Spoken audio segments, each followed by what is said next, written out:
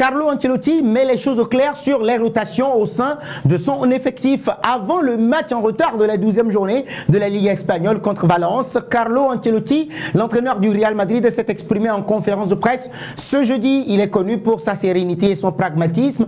Le technicien italien a abordé divers sujets en commençant par l'état de forme de son équipe, le mercato hivernal et la situation toute particulière d'un certain Dani Olmo. Mais avant cela, l'équipe a réalisé à la Ciudad Real Madrid son dernier entraînement avant de préparer le match reporté face à Valence. On le rappelle qu'il se disputera à Mestalla ce vendredi. Les hommes de Don Carlo Ancelotti ont commencé la séance dans le gymnase avant une fois sur la pelouse, oui, de continuer avec un échauffement articulaire et des taureaux. Kylian Mbappé et autres étaient là. Ils ont ensuite travaillé la tactique et des exercices de possession, de contrôle et de sortie du ballon et de pressing également. Après quoi, ils ont disputé une série de matchs sur un terrain aux dimensions réduites et ont terminé par des frappes au but.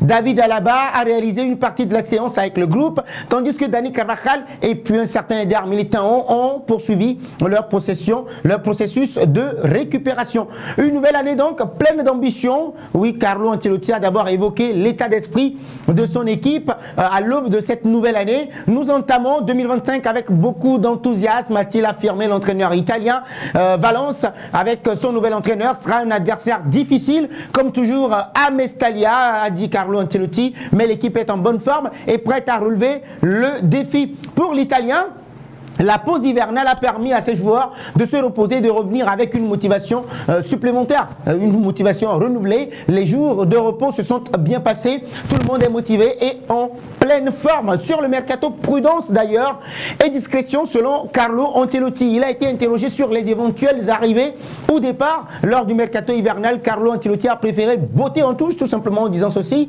parler du mercato n'est pas facile pour moi en ce moment, a-t-il expliqué. Dans un premier temps, nous avons beaucoup de matchs à disputer en janvier et je suis satisfait de l'efficacité dont je dispose. Cependant, lorsqu'il a été interrogé sur le cas Dani Olmo, Carlo Ancelotti, cible supposée du Real Madrid, Ancelotti a tenu à rappeler l'importance du respect entre les clubs. Je ne connais pas les détails, mais il est essentiel de respecter les clubs, les institutions et les règles. Une déclaration qui reflète quand même son approche évaluée face aux rumeurs. Qu'en est-il de l'importance de la rotation dès maintenant sur la gestion de son équipe, notamment après les blessures de certains cadres? Carlo Ancelotti justement a reconnu que la situation s'améliorait progressivement. Avec le retour imminent de David Alaba, nous aurons plus d'options pour faire tourner l'équipe, notamment en défense où nous avons le plus souffert. Il devrait être prêt à jouer après le 20 janvier, a conclu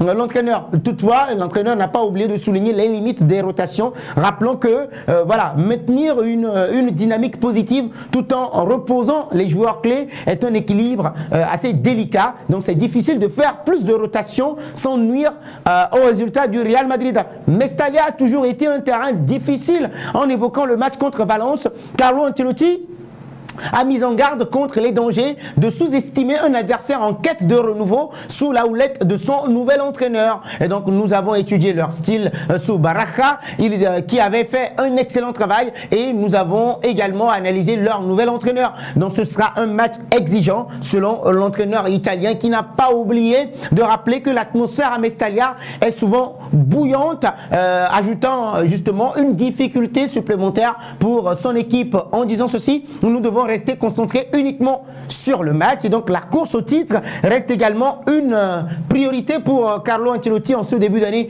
2025.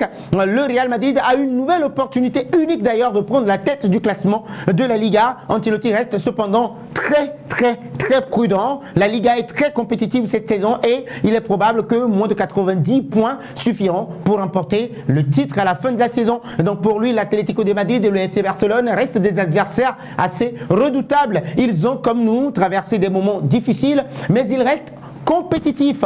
Qu'en est-il de Vinicius Junior? Oui, l'une des stars de Don Carlo Ancelotti. Bah oui, il a également exprimé son enthousiasme quant à l'état de forme de Vinicius Junior. Il est en pleine forme, frais et motivé. Ses performances récentes et les récompenses qu'il a reçues le motivent encore plus. Et donc je suis certain qu'il fera la différence dans cette rencontre.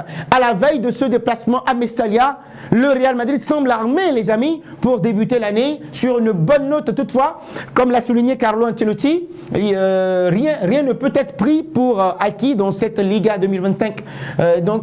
Chaque match va être une bataille. Alors les amis, déjà dans les pronostics, vous me donnez vos avis, vous partagez vos avis avec nous. Le score de ce match, Valence-Real Madrid, les amis, moi je vous lis dans les commentaires.